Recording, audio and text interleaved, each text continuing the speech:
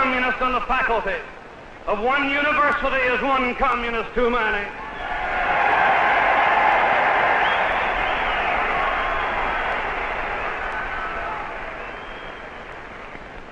One communist among the American advisors at Yalta was one communist too many.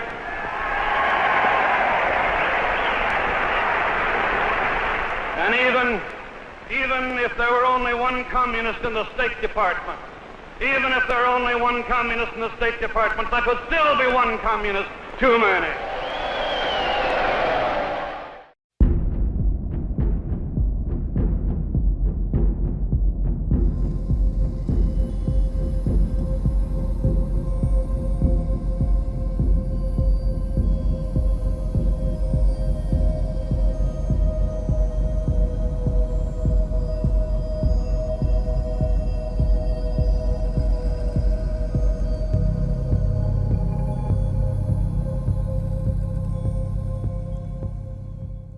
Why is it important to correct the record on Joe McCarthy? Allow me to explain by way of example. When conservative talk radio legend Michael Savage sat behind his mic and called Joseph McCarthy in the early 2000s brave and argued that history had proven him to be a loyal patriot, it was blasted all over mainstream media, particularly by the leftists in Media Matters, and ultimately triggered an ongoing harassment campaign culminating in Savage being banned from ever again traveling to the nation of Great Britain. And yet, as the years have worn on and the patchouli and pot stink of the boomer generation lifts, more and more information comes to light that not only is the popular depiction of McCarthy as a flame-throwing uber despot dedicated to the destruction of mere leftists, smear merchant marking any and all enemies as Marxists laughably, cartoonishly inaccurate, but the precise accusations made by McCarthy have been, bit by bit, file by file, one speech transcript and recovered record at a time, proven resoundingly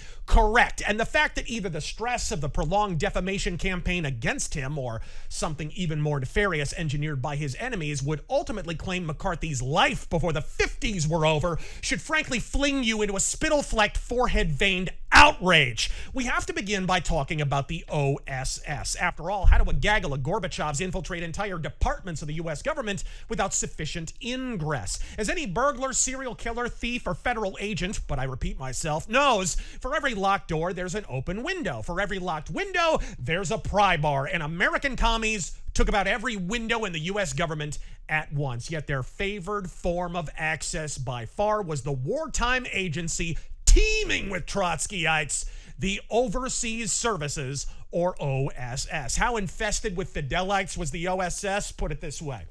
When top-secret OSS documents somehow found themselves published chapter and verse in the pages of a pinko propaganda paper by the name of Razör, no one at the OSS blew the whistle even though they were ultimately aware of it.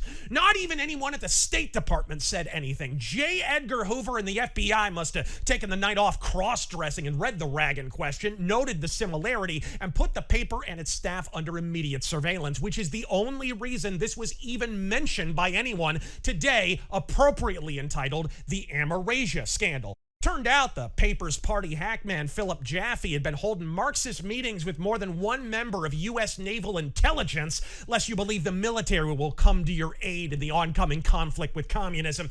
In this case, the Comintern's diligent tool, a man named John Stuart Service. Now, John Service is a rabbit hole in himself who will be a recurrent subject of this video. A diplomat, Bolshevik butt sex enthusiast living with two other dudes who happen to also be U.S. and Chinese officials without informing his superiors of that unique living arrangement, might I add, and reporting on the ongoing conflict between Chiang Kai-shek and Chairman Mao from Chongqing all throughout the 40s. It was this man's propagandist reports to the OSS and State Department, perhaps more than any other ostensible intelligence, which would wind up leaving Kai-shek without a rabbi and China in the hands of the Reds. Worse still, said reports used as sources the other two men Service was sucking off at the time, all without once informing anyone in America that they were essentially living in a Caligulate commie circle jerk and that the impression they received of Kai-shek was about as kosher as a Wuhan wet market.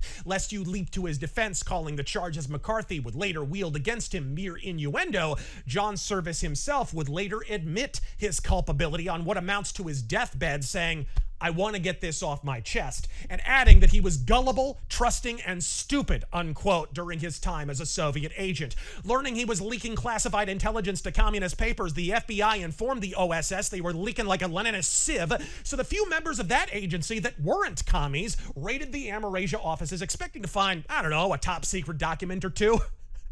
Bitch, they found hundreds. Most curiously of all, they found an elaborate photography studio and film development suite on site. This despite the fact that the Marxian muff-rag in question ran no pictures in its paper. Now, what could they possibly need a photo suite for, I wonder?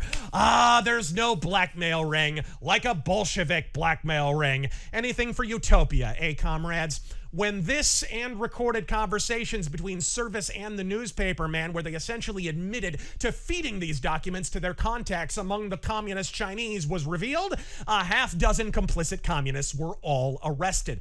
But if you think judicial corruption on behalf of the radical left is a merely contemporary occurrence, you need to rewatch my Stench from the Bench video. Everyone from Justice Official James McGranery to Presiding Judge Hitchcock had conspired in concert to throw the Amerasia case, a case Hoover called open and shut, and the 6 now proven Soviet agents essentially walked free. And I'm not saying this because I suspect it. I'm saying it because it's part of a completely separate matter involving one of Roosevelt's key advisors on the New Deal, Tommy Corcoran. President Truman had, nearly a year previously, ordered the FBI to tap the phone of one of the officials involved in the Amerasia case, and caught them conspiring to throw the Amerasia case for the communists over the damn telephone. Tommy Corcoran caught himself in 4K, prevailing on the 2 justice officials in the case to help the kid out.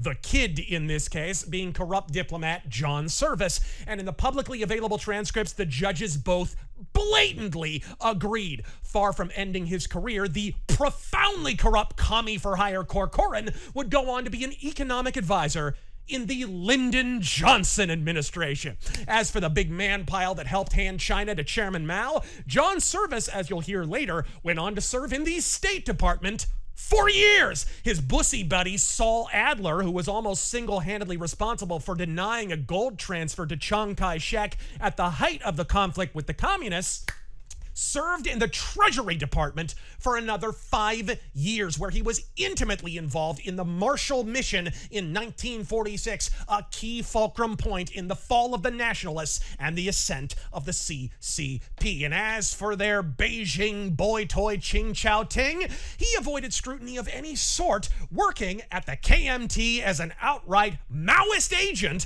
before retiring to his boys in Beijing, where he became an economic historian whose work remains the basis for biased Western accounts in American textbooks apologetic of Chinese communism. This is the environment into which Joe McCarthy appeared, which is precisely why Saul Adler and his Comintern contact Lachlan Curie would evacuate the country the moment McCarthy set to smashing commies in 1950, by which time China had already fallen. Of the entire network, not one was brought to justice.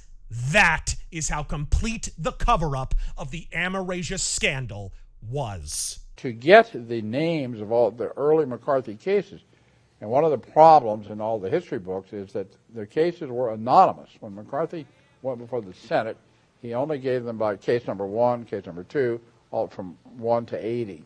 He did not give any names.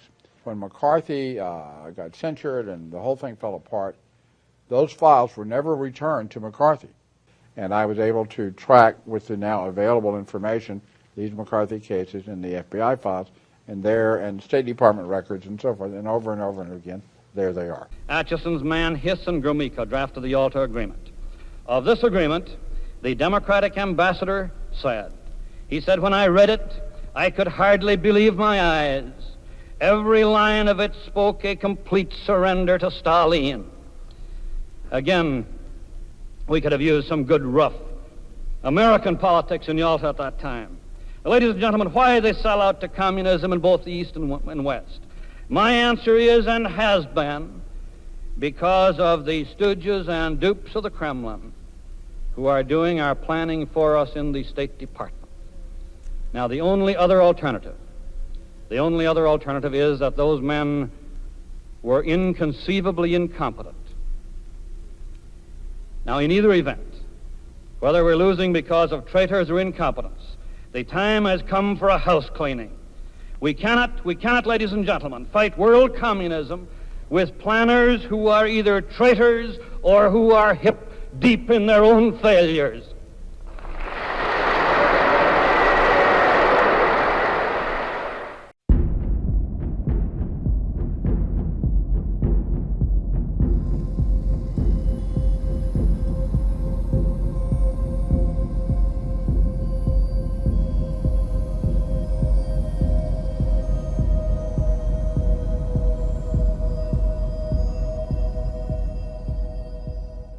The most common defamatory refrain is that McCarthy had no names. But unfortunately for the congressional court historians, there exists something called the 50-year rule, meaning all documentation relating to a congressional hearing or inquiry becomes public property after a period of 5 decades, meaning we have a long and winding list of the no names Joe McCarthy had in his possession, in addition to other independent confirmatory sources, such as the now open KGB archives and the Venona Soviet intercepts. Either way, feel free to hit your flagrantly lying history professor with a few of these names the next time he starts in with a pinko proselytism about how McCarthy had fewer names than Cher. Robert T. Miller, coordinator of Inter-American Affairs, a graduate of Princeton who arrayed around him an entire splinter cell of communists, including his American journalist wife, Jenny Levy, who worked for, you guessed it, the Moscow Daily News. Subtle. Nathan Gregory Silvermaster of the U.S. Treasury Department, though this one should have been blatantly obvious, given that he not only assembled an entire team of commies, but while studying at the University of California, wrote his entire dissertation on the economic theories of Vladimir Lenin. Ambassador Philip Jessup. But I submit that any sincere person would have concluded from a review of the record that it does not offer the slightest iota of proof that I have an unusual affinity for communist causes. I therefore conclude that Senator McCarthy's charges and insinuations are not only false, but utterly irresponsible, and under the circumstances reveal a shocking disregard for the interests of our country. Intimately involved in an admitted Soviet front group, the Institute of Pacific Relations, eventually to be promoted by Secretary of State Dean Acheson to the rank of Ambassador at Large, and eventually the author of what today are known as the White Papers, the 1949 document that explicitly abandoned Chiang Kai-shek and all of China to Chairman Mao and the CCP, all while declaring that no one in the now commie-infested State Department were at all to blame for that eventuality. Frederick Field, unapologetic Bolshevik, Soviet apparatchik, and primary bank for the aforementioned Communist Front, the Institute of Pacific Relations. Despite signed checks in his handwriting establishing and showing he was a major funding source of the organization, Field was an undercover member, meaning not on the official Communist Party rolls, though he would explicitly admit to being an outright KGB agent years later, a fact that probably should have dawned on everyone around the time he joined the contributing board of New Masses magazine and the Daily Worker, two propaganda organs of the Soviet-funded Communist Party USA. Field was also the architect of perhaps the most nauseating communist front group ever formed, one that modern ethno-nats and Nazi cosplayers on social media may find interesting as they furiously cope their way out of admitting that both Mussolini, Hitler, and all of fascism and Nazism itself are forms of socialism. The organization's name? American Peace Mobilization, formed in 1940 after the signing of the alliance between Stalin and Hitler. The job of American Peace Mobilization was to oppose any war against the Axis and push for an outright American embargo on Britain, all under the direction of communist Russia. Now, far from fash bashing, American communists like Field and the APM called Hitler a brother in socialism, such that when Roosevelt traded with Churchill, it was the Commies in American peace mobilization, headed up by Field, who picketed the White House with signs that read, quote, "The Yanks are not coming." Haldor Hansen, who wrote a book in 1939 entitled Humane Endeavor, in which he lavished untrammeled praise on the Red Chinese and Chairman Mao. How one could describe the Long March and Great Leap Forward killing between 45 and 65 million people conservatively as a humane endeavor, and Chairman Mao as a completely selfless man, direct quote, with a straight face, is a matter lost to history. What isn't lost to history is that at the time of the Tidings hearings, which would soon follow, Hansen was working full-time in the State Department, where he had also worked during the crucial period in which the United States elected to abandon Chiang Kai-shek and the entire nation of China to the hammer and sickle of Sino-communism. Really makes you think.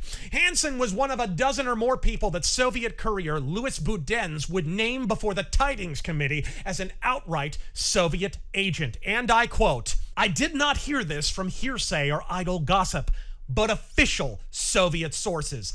I often carried his name in official communiques." Despite this fact, the Tidings Committee accepted Hansen's testimony that he had no knowledge or membership in the Communist Party, nor apparently knowledge of publishing a pro-Mao propaganda book at face value. And therefore, the official record in every high school history textbook since has asserted Hansen as having been falsely accused by Joe McCarthy. Which brings us to Alger Hiss, notable for working at the State Department, staffing and creating the United Nations, and a key figure of controversy until the release of the Venona Papers in the 1990s, which confidently, but thanks to the media, very quietly confirmed Joe McCarthy was right all along. He had been named a communist agent working to hand China over to Mao, not only by the famed testimony of Whittaker Chambers, but by the nervous admission of Soviet espionage courier Elizabeth Bentley, who hesitated for months before at last breaking with the Bolsheviks and spilling the beans. Dr. Edward Condon of the Committee of Atomic Energy, which we'll talk more about when we get to Oppenheimer. Harry Dexter White, assistant to the Secretary of the Treasury, that, like the State Department, was just outright infested with tankies. FBI Director J. Edgar Hoover summarizes his role in the White case. Explaining that the FBI never agreed to the promotion of White, Mr. Hoover emphasizes that he did not enter into any agreement to shift White from his position in the Treasury Department to the International Monetary Fund. In the late 1930s, Dexter White in America and Dr. Owen Lattimore in Southeast Asia would work from opposite ends of the Pacific, along with two prominently placed communist agents in Japan, to steer that country in the direction of seizing American oil and mineral holdings in the South Pacific, and ultimately toward the Pearl Harbor attack, rather than what the other half of the Japanese government planned to do: attack Soviet Russia for the exact same resources. It affected policy in crucial episodes over and over again. In the latter 30s and up into 1941, the Japanese military leaders were on a knife edge as to which way to go. One faction wanted to go north and attack Russia, and another faction wanted to go south to get oil and other resources in the Netherlands, Indies, and from British possessions and our possessions, or our protectorates, Philippines, and so on. In Tokyo, there was Soviet agent Richard Sorga, who was probably the Soviets' most effective secret agent ever, who was pushing to make sure they did not attack Russia, that they attacked us. The same lie was being pursued here in Washington by Harry Dexter White, who was a Soviet agent in the Treasury Department, and Lachlan Curry, who was a Soviet agent in the White House. And both of them were pushing to make sure there wasn't any modus vivendi between America and Japan. So you had Lattimore and Chungking, Sorga and his Soviet agent friends in Tokyo, and White and Curry right here in Washington. They had all the bases covered. And all of them were pushing to make sure that Japan did not attack Russia.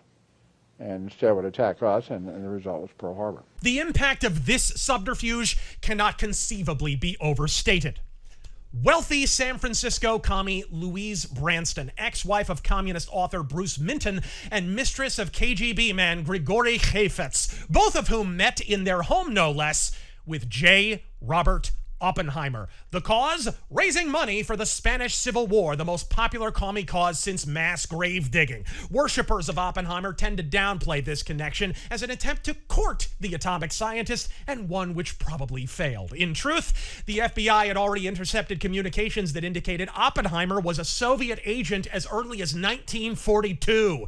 It was only his high position that led him to conceal his political allegiance, a common tactic I even alluded to in my prior video, Hollywood was always red. See, sometimes, even often, it was more valuable to have a prominent pinko remain illusorily liberal rather than reveal their Lenin-filleting inclinations. You catch more flies with honey, as they say. Gene Kelly and Katharine Hepburn, for example, were all but confirmed communists, but the Hollywood party asked them to conceal that fact as they could more credibly support the party if it was assumed they were merely liberal. But more on this later. Oppenheimer, as an outright agent of the Reds, employed on top-secret Manhattan Project business, had even greater incentive to lead the public to assume the same about his affiliations. And all indications are that he did.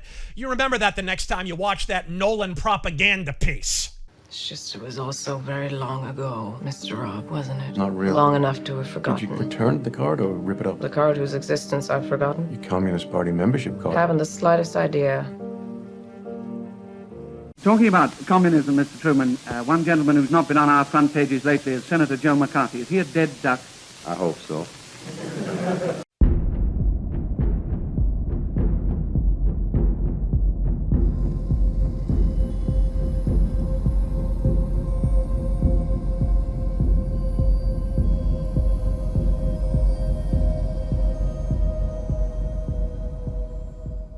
President Harry S. Truman, vice president under Roosevelt, who contemporary historians often cast as a commie crusher extraordinaire, in actuality played the obstructionist. When congressmen complained the pinkos were pouring in from the walls in 1945, he instituted the asinine Truman Loyalty Program to save face, which sounds tougher than a $2 steak, but in practice meant about as much as a Golden Globe Award. A man isn't defined by what he says, he's defined by what he does. And when internal State Department memos, specifically the Klaus memo, which McCarthy ultimately unearthed, had named over 40 commie agents in the State Department and explained that exactly none of them were ever fired, when it came to nut-cutting time, Truman issued an executive secrecy order forbidding Congress from having any further access to executive department memos pertaining to communism. There were about 35 names listed.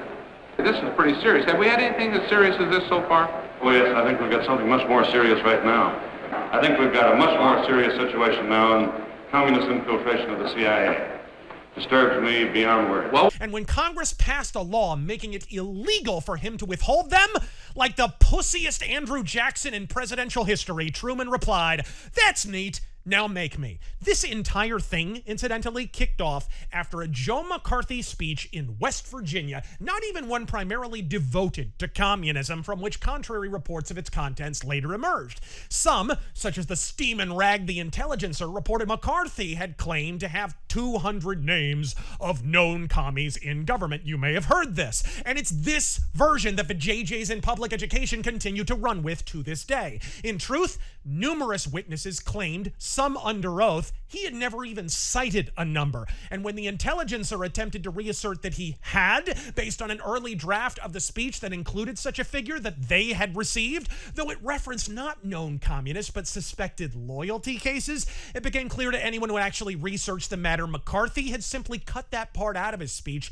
and spoken extemporaneously on another aside entirely. It was this, believe it or not any nebulous attempt to unearth commies in the State Department or call witnesses to name names, that kicked off what are colloquially called the McCarthy hearings, though even that is a pan-fried shit-lib lie, as we'll discuss later. Because we, or more pointedly, our cowardly parents and grandparents, didn't push back on the fallacy of McCarthy's list of 200 communists. He comes out and says that there are 205 communists in the State Department.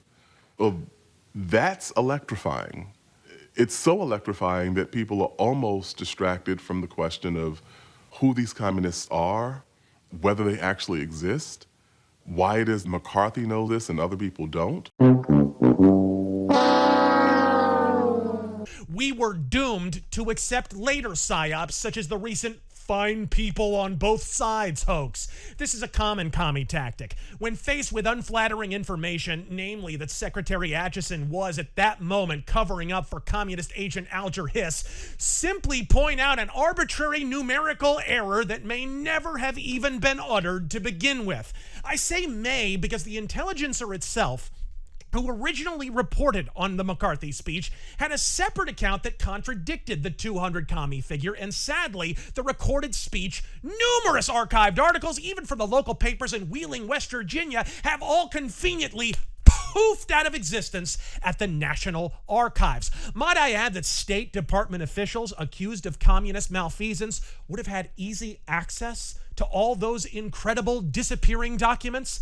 The popular depiction of McCarthy as a demoniac who dragged anyone left of Mussolini before a panel, pronounced them Castro-humping commies, and they bravely denounced him as a drunken despot is a lie in each individual respect. What are initially called the McCarthy hearings are in fact the Tidings hearings, chaired by Senator Tidings, a Southern anti-civil rights Democrat who nevertheless was a complete whore for the State Department and had personally insisted on appointing the obstructionist Acheson to his present position. He was, in that sense, the ideal obstruction block for McCarthy. He hated black people too much for the media to paint him as anything other than conservative, but being best buds with Acheson, he could steer the proceedings in such a way as to discredit McCarthy as much as possible, and he played that part to aplomb, though it would ultimately cost him his career, which brings me to the next part of this popular McCarthy misportrayal.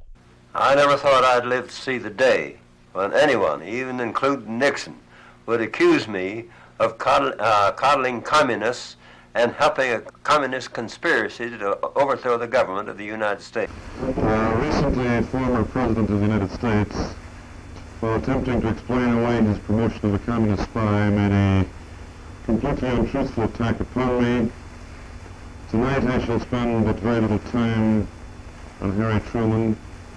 He is of no more importance than any other defeated politician. Truman defined what he called McCarthyism.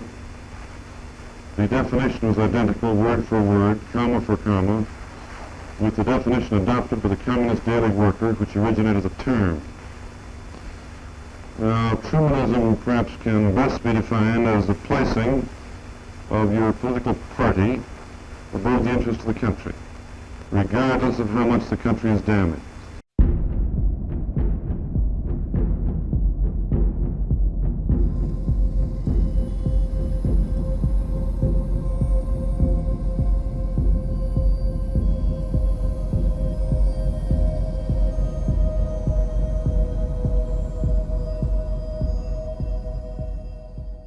So here's a doozy for those of us reared on public education. It wasn't McCarthy who called commies before the Tidings panel.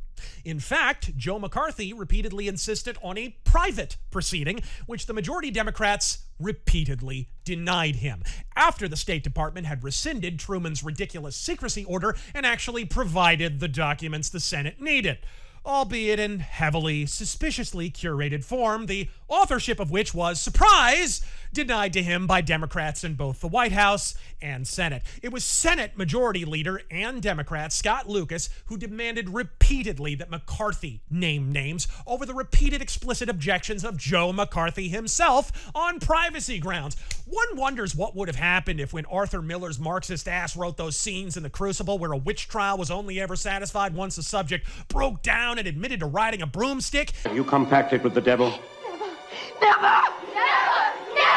Why must they repeat you? He'd created an accurate analogy for the Tidings hearings, wherein the witches themselves held the witch finder at gunpoint and demanded he convene said trial, despite demanding to do it in private in order to make said witch finder look like a leering retard, get rid of him, and allow the actual witches to take over the town, because that is in fact what Democrats engineered with the first incarnation of what we now call the McCarthy hearings. The Tidings hearings weren't a hearing by McCarthy, they were a hearing against McCarthy. So ass over tea kettle awful kerfuffle was this show trial, in fact, that when CPUSA boss Earl Browder, who we've already mentioned in my Hollywood Was Always Red video, was brought in to testify whether previous witnesses had in fact belonged to the CPUSA, they were never sworn in, never even directed to honestly answer questions, in fact, such that when later Browder was charged with contempt of Congress, Browder, the head of the Communist Party USA, called a lone star witness to his defense. Joseph McCarthy, who immediately agreed with Browder on the stand, arguing that he couldn't have committed perjury because it was very obvious to both McCarthy and all witnesses present that Congress, particularly Tidings, were engaging in a cover-up. His exact words. And in that sense, Browder had been eminently cooperative. The judge agreed, and the entire case was dismissed, all thanks to Joe McCarthy. Didn't see that scene in a shitty George Clooney movie, did you? Under the smokescreen of investigating the State Department being festooned with socialists, Tidings instead investigated McCarthy. But the best part of the propaganda fest is that the people providing much of the intel to Tidings were, as we would later learn, none other than the State Department, the very Politburo he was ostensibly supposed to investigate. When testimony was tracked down from radio operators ready to swear McCarthy had lied in his West Virginia speech, it was a State Department memo that verified it. That testimony, by the by, would turn out to be utter horseshit. What's more, all throughout the ordeal, Tidings was in touch with Truman, warning him that if he didn't start pretending to cart off commies at least, the Republican Party were likely to sweep the next election cycle. Truman, for his part, today cast as an anti-communist crusader, responded by saying that this should, quote, finish the discrediting of McCarthy, unquote. A Truman staffer would later leak that, quote, Tidings proposes to have Democrats in the House bring these facts out through a speech on the floor. Truman believes that if this plan is followed through, it may go so far as to result in the Senate acting to throw out McCarthy, unquote. For all the modern narrative about McCarthy going too far and having to be thrown out years later, here we are not even 1 year in, and Truman is already plotting that very thing before the first hearing is over. But the hearing itself was farcical on several other counts. Introducing a report of ambiguous authorship penned by someone outside the committee, festooned with violent invective asserting that McCarthy was an anti-communist demoniac who had perpetuated, and I quote, a fraud and a hoax. Many of the provably false assertions in this report, which was mysteriously missing 14 pages that exculpated McCarthy, by the way, are still reprinted faithfully, absent critical analysis, in school textbooks and documentaries about so-called McCarthyism to this day. Tidings, despite asserting he was ignorant of the document's authorship, asked for and received a party line vote which established the document was good as gospel, as if penned by the committee's own hands. Of course, we would later learn the author's identity thanks to the 5-decade rule. The State Department, the very government agency they were supposed to be investigating, and that was, at that very moment, reportedly infested with commies.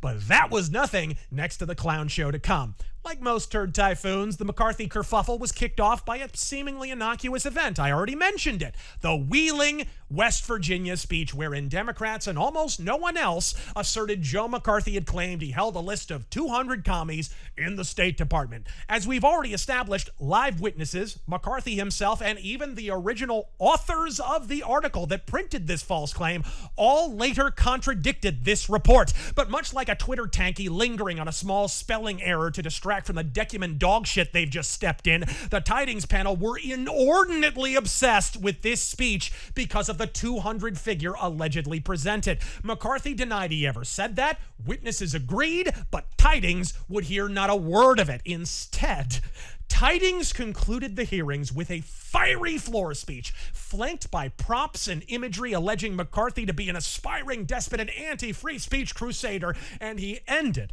by posing before a record player upon which he claimed was a copy of the McCarthy speech in Wheeling, West Virginia. He then hilariously asked for a unanimous vote of Congress to allow him to play it. and at long last prove that McCarthy had claimed to have a list of 200 Trotskyites in his possession. Congress being Congress, they couldn't vote unanimously to breathe oxygen and aspirate carbon dioxide, and he was counting on that fact. The papers, whom he had invited to the event, reported the recording's existence uncritically, as if factual. He posed for pictures, it was played up on the news, and many McCarthy histories still recite it as if unblemished fact. The problem? That's very moving. Except for one small problem. It never happened. McCarthy knew it was BS. The radio operators admitted that no recording had been preserved. So McCarthy and several other congressional Republicans would later sue Tidings for libel. And as such, Tidings was called to the stand where the subject of the phonograph record came up. Tidings dodged like an Olympic gymnast for nearly an hour. I highly recommend you look up this court transcript for an ageless illustration of how habitually, how effortlessly Democrats are biologically engineered to lie. At long last, faced with an admission from the West Virginia radio station that no record was kept of the speech, Tidings collapsed and conceded that he had no McCarthy 200 Commies transcription disc tucked away in an armoire. The entire gambit had been undertaken already understanding that the divided Congress of 1950 couldn't unanimously vote on anything at all, and thus he'd get to pretend he possessed incontrovertible proof of McCarthy's malevolence without ever actually presenting it. And that's the hearing Orson Welles, long suspected himself to be an off-the-rolls communist, later claimed in an interview was biased in Joe McCarthy's favor. The best chance that I had of the many chances was to run in Wisconsin as a senator, and it was clear that I could not win. I was cowardly. Absolument. But I had certain reasons to be cowardly. First of all, I had been divorced. And there had never been a divorced president. Now the sad, extremely sad end to this story is the fact that the man who did run and won was Joseph McCarthy. So that if I had run and if I had won, McCarthyism would never have existed. And of course, all of this is beside the fact that instead of accusing McCarthy of using out-of-date info from a list of suspects that wasn't even quite 2 years old, it would have been insultingly simple for the State Department to take the list of names provided by McCarthy, a list their willing flunky Millard Tidings had previously accused him of not possessing at all, mind you, check it against their records, and discern if and how many of those people were still employed at the department. But they conspicuously and quite deliberately did not do that. And with the benefit of internal sources, we can see why. Of the roughly 100 names on the initial McCarthy list, 80 were still employed at the time of the Tidings inquiry. And that's the lowball internal State Department estimate. What we can't explain without indulging in conspiracy theories is why modern histories of McCarthy would continue to espouse the false assertion that McCarthy had no names, used outdated names, or had no credible sources for such. McCarthy had no list in his hand. He had nothing in his hand. And it was a fraud.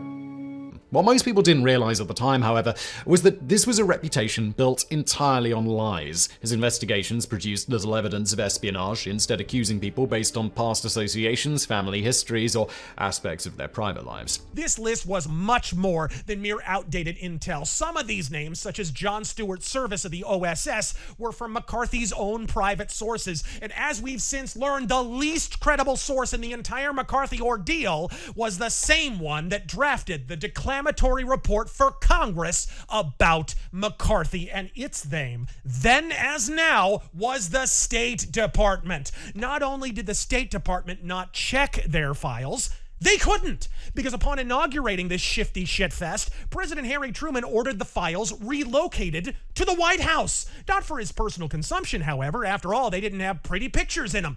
But as a March 3rd, 1950 FBI memo explained, they were relocated specifically so that if Joe McCarthy requested them, the State Department could truthfully respond that they no longer possessed them. Reminder, we arrested and impeached Trump for mishandling internal documents, folks. Quote, the transfer of these files to the White House is for political reasons. And further, for the reason that the State Department was fearful that the Secretary of State would be served with a subpoena to produce the files, which can now be answered by stating that the files are no longer in their possession. Unquote. But the obstruction didn't stop there. At one point, Truman let slip to the FBI that if he were directly subpoenaed, the Senate subcommittee would be permitted to view only summaries of the files compiled by White House staffers and only allowed to read them in Truman's presence, while forbidding them to take any notes whatsoever. The CCP today has a similar policy for their internal documents. Elect a crippled commie for 4 terms in a row, and these are the sort of prizes you find at the bottom of the box, bitch. Remember that next time PBS Frontline calls them the greatest generation. The argument that McCarthy's information is from an outdated 2-year-old list, popularly known as the Lee list, not only doesn't discredit McCarthy, it gives him considerable company in raising the alarm about communists in the State Department several years before he did.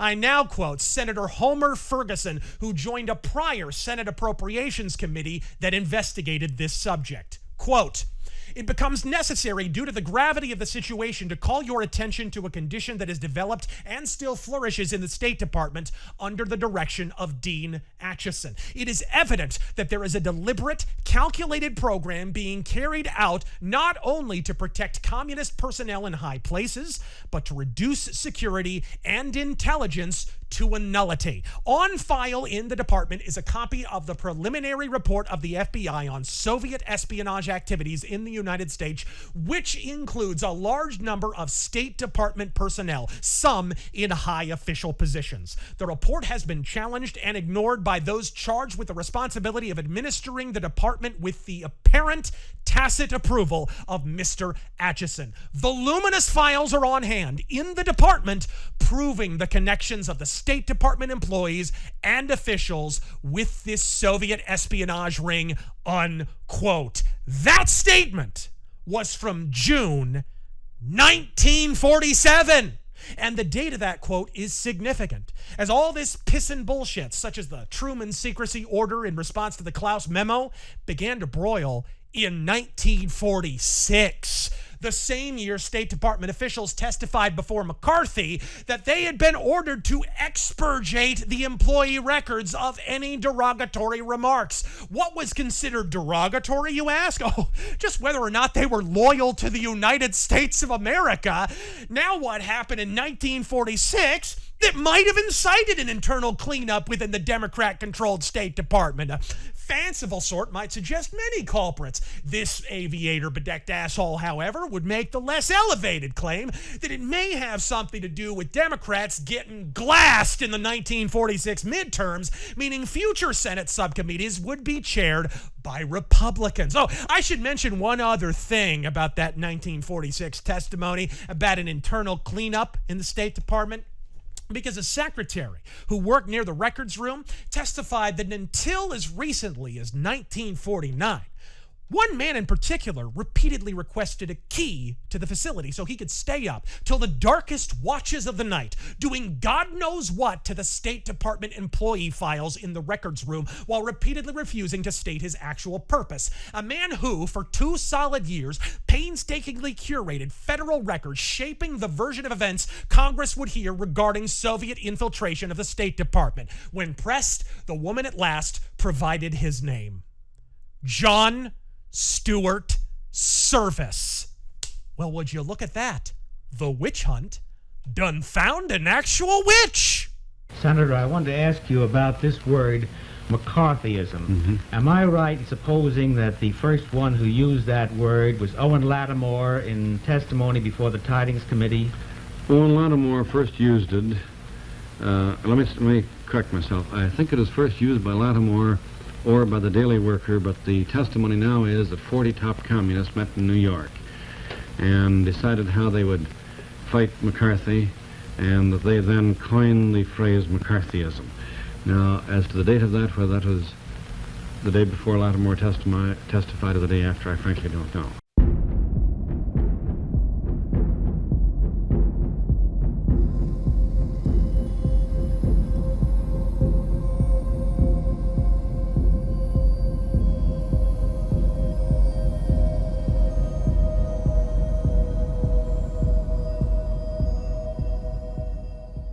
Quite contrary to Truman and Tidings' public posture that McCarthy was making things up and had no names, behind closed doors, the administration was in a panic. They knew Jon Stewart's service was dirty because the Loyalty Review Board, or LRB, were in the process of investigating his ties to the Soviet Union. I guess service helping the Chi-Coms carve up China during the Amerasia affair wasn't quite enough of a tip-off for him to that point. And if up until this point you merely suspected the takedown of McCarthy was a case of party politics, the fact that when Truman sent agents to the FBI to ascertain the source of McCarthy's knowledge, he sent not an intelligence expert, not an anti-communist agent, but William Boyle, the current chairman of the Democratic Party, should answer that question better than I ever could. Any of this sounding at all familiar to contemporary habitués of political news, by the way? Swap out the Stalin with Putin, give William Boyle a suntan and tits, and he's Donna Brazil in 2016. What were they going to do if they caught the leaker? In the words of William Boyle, quote, fire him outright. But getting an investigation at all was quite the coup, given that while the Defense Department's wing of the LRB had purged dozens of commies after World War II, and the same could be said for virtually every other department, the same could not be said for the department presently accused of commie ties, State, who had to that point purged precisely zero, meaning that yes, under FDR, Truman, and later Eisenhower, it was less damaging to your career to leak lab results or weapon schematics to the Russians or Red Chinese than to leak knowledge of active communists to a sitting senator. I cannot stress enough how hard your history teachers lied to you. Indeed, the Loyalty Review Board had been requesting Jon Stewart's services file so they could review his case since 1948.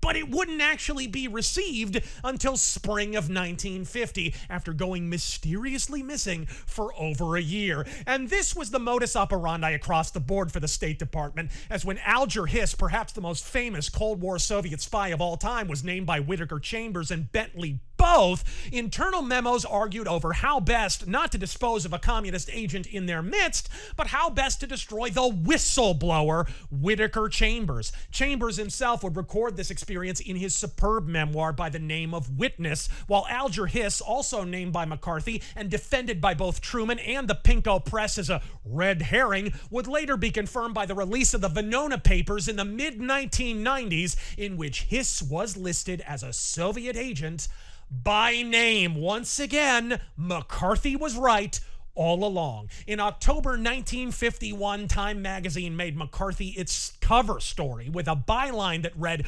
"Demagogue McCarthy, does he deserve well of the Republic?" With the obvious implication, even if you hadn't read the invective regurgitated therein, that no, he was not. This was in response to McCarthy's case against Gustavo Duran, who they then went on to describe as, quote, never a red and decisively anti-communist. Then, in what can only be described as a comedy of errors, McCarthy presented counter-evidence adding to the case against Duran from one of Time magazine's own writers, James Shepley, in an article from 1947 that exposed him as an outright communist agent operating in Spain and abroad. When Duran's defenders countered that it was a case of mistaken identity and it must have been another Gustavo Duran, Time magazine countered by asserting Gustavo Duran was not only a communist, but an outright agent for the MVD, precursor agency of the KGB. So damning was the evidence, when McCarthy presented it before the Tidings panel, he was accused of having raided the office of Time magazine to obtain it. In truth, the 5 remaining anti-commies still working at Time had leaked it to him out of disgust that the company they worked for was knowingly sheltering a Soviet agent. By presenting this evidence, McCarthy was doing a job that ostensibly belonged to Tidings. You may be interested to know that half a century later, when the KGB archives were opened, Yale University would publish a long-running list of admitted Soviet agents during the Spanish Civil War entitled Spain Betrayed. front and center. High atop the tanky pyramid was the name Gustavo Duran. How's that witch hunt looking, Arthur Miller? I wanted to ask you here something about a point that came up in the testimony, the congressional testimony about the Institute of Pacific Relations.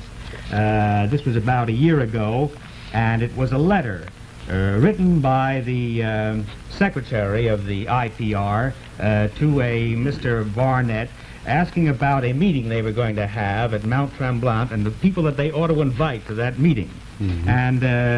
And William Lockwood says here in writing as secretary of the IPR, another possibility we might consider is someone from Knox's office or Stimson's. Coe and Hiss, meaning Alger Hiss, mentioned Adlai Stevens, one of Knox's special assistants. Well, that must mean Adlai Stevenson, because he was one of Knox's special assistants then, and there was no Stevens. Now, why, in your opinion, would Hiss, back in 1942, have recommended Adlai Stevenson as a participant in that meeting? What qualifications did Adlai Stevenson have as, let's say, a Far Eastern expert at that time? All the qualifications that Alger Hiss wanted in a man, I would say. And keep in mind that Coe, the other man recommended by Alger Hiss, has been named under oath 7 times as either a communist or an espionage agent.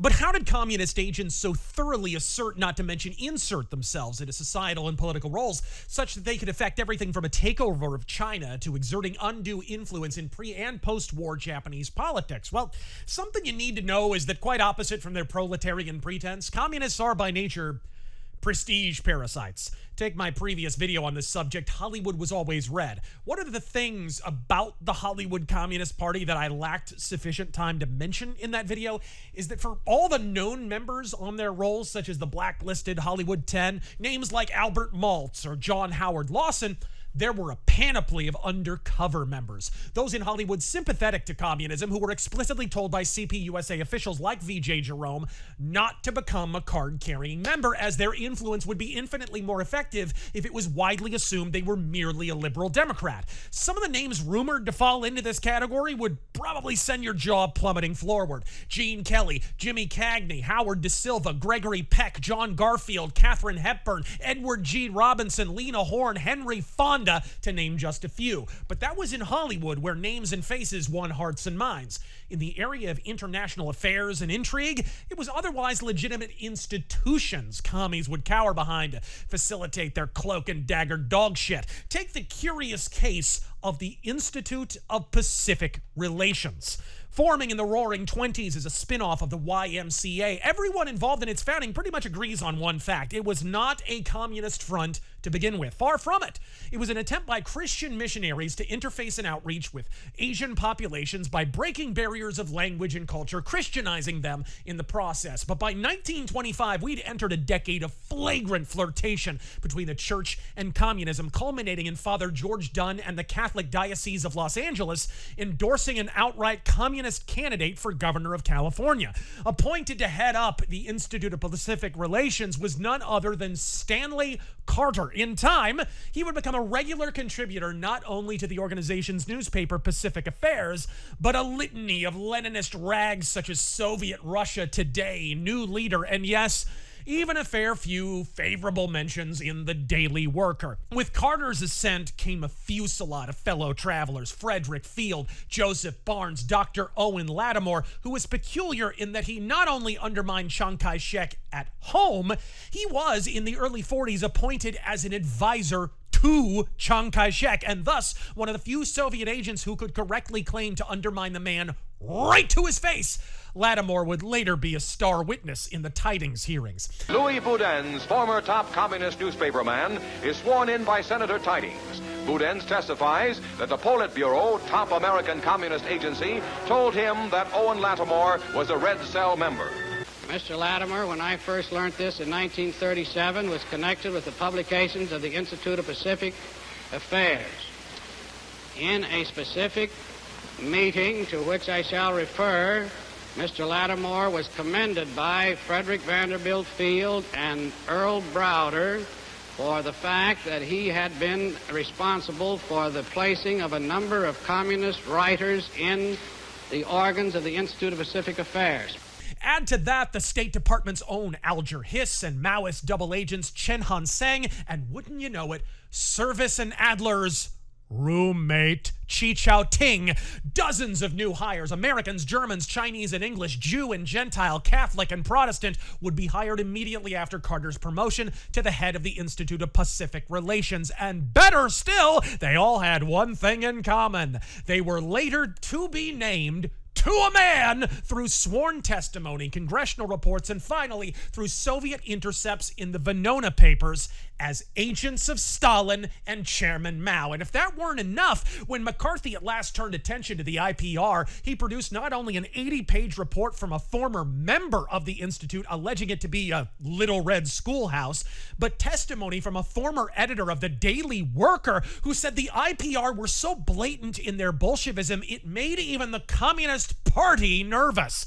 McCarthy then presented copies of signed, dated, and returned checks from the account of millionaire Marxist Frederick Field, showing he was one of the primary sources of income for the Institute. He had, if you'll pardon the pun, caught them as red-handed as a human being has ever been, exposing not only their illicit ties, but the fact that their pinko propaganda, often in pamphlet form, had reached as far as the Okinawa Front in World War II to American schoolchildren via such odious socialist detritus as Land of the Soviets, which printed laughable propaganda aimed at children, asserting that Russian workers owned the factories they worked at and were rewarded for devotion to the common good, or a 1946 pamphlet saying, and I quote, "When we speak of Chinese communists, we should remember that they stand for something rather different from what is normally meant by the name communist."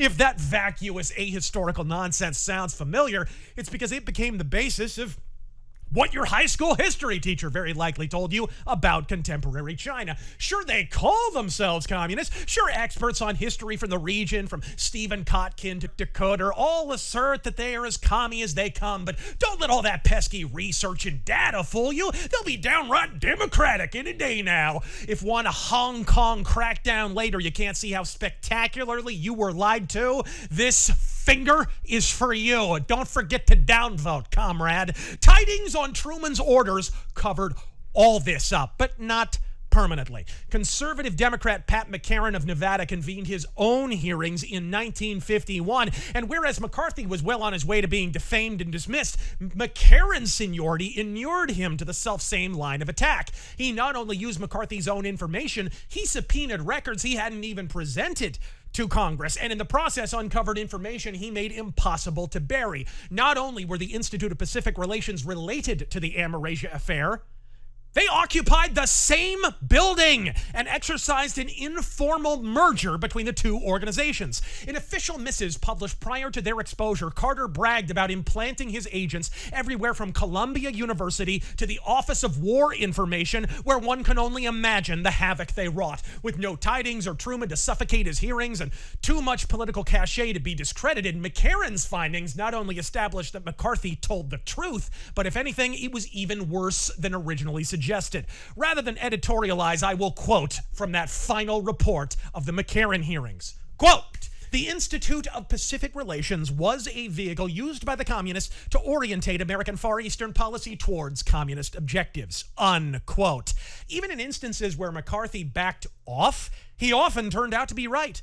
The aforementioned Dr. Owen Lattimore, at first alleged to be an out-and-out Soviet agent by McCarthy, upon pushback from Tidings and his toadies, would withdraw the remark, calling him merely a prominent communist at the IPR. But by the time the McCarran Committee convened a year later, it was clear he'd undersold Lattimore as the Stalinist shitheel he was. With the benefit of McCarran's subpoenaed FBI documents, it turned out not only had the good doctor at Johns Hopkins cranked out 2 pro-Soviet propaganda books on the Chinese Civil War and Soviet Union, each bubbling over with effusive tales of untrammeled peace and happiness among their respective subjects, but McCarran would later acquire private correspondence from Dr. Lattimore instructing other writers at Amerasia and the IPR how to be a commie propagandist without looking like one, from which I will now quote. For China, my hunch is that it will pay to keep behind the official Chinese communist position, far enough not to be covered by the same label, but enough ahead of the active Chinese liberals to be noticeable, unquote. While for the USSR, he called for them to, quote, back their international policy in general, but without using their slogans, and above all, without giving them or anyone else an impression of subservience, unquote. McCarran even uncovered evidence of a private emergency meeting convened by an agent of the Soviets excoriating Lattimore for accidentally allowing an anti-communist to write for his newsletter. When confronted, Lattimore apologized profusely and even asked the Soviets to contribute to the journal personally to, quote, give the writers an example of what you're looking for.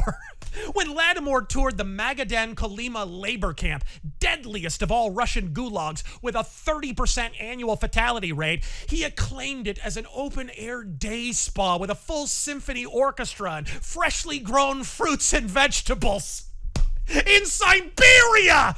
Owen Lattimore remains easily one of the most prominent figures your high school history teachers or failed high school history teacher turned talentless reply guy on YouTube will still allege was falsely accused of being an agent of the Soviet Union. Your mileage may vary, but to me, he sounds about as freewheeling and independent as Renfield is from Dracula and redder than a baboon's ass. Lattimore would protest this in a laughable hit of copium entitled Ordeal by Slander. This book is still cited by academics today uncritically as the ultimate repudiation of McCarthyism.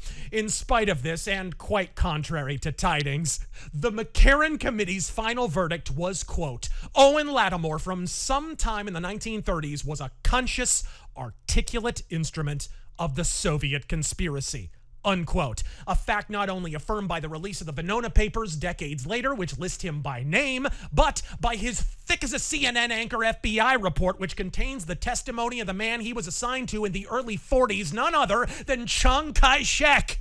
After dining with Dr. Lattimore, Kai-shek's head of intelligence reported that he had observed the good doctor relaying coded messages from Chiang Kai-shek's Chinese nationalists to Chairman Mao. He was also described under oath by General Berzin, formerly of Soviet intelligence, as among their cleverest communist agents. Well, looky-loo, we done found us another witch. Tidings, the man who once tried to fool Congress with fake recordings of a McCarthy speech, stood before Congress with Lattimore under oath in front of him, held this very same FBI report in his hands, a report that was clearly stamped Espionage R standing for Russian, and alleged on Truman's orders before rolling video cameras that there was nothing to suggest Lattimore was a communist agent. And it's that official version of the story, counterfactually recorded in the congressional hearing reports, that contemporary McCarthy biographies and hapless hacky YouTubers reproduce without scrutiny of any sort. The American people realize that this cannot be made a fight between America's two great political parties. If this fight against communism is made a fight between America's two great political parties, the American people know that one of those parties will be destroyed and that the Republic can't endure very long as a one-party system. Now I'm going to tell you how we're not going to fight communism. We're not going to transform our fine FBI into a Gestapo secret police. That's what some people would like to do.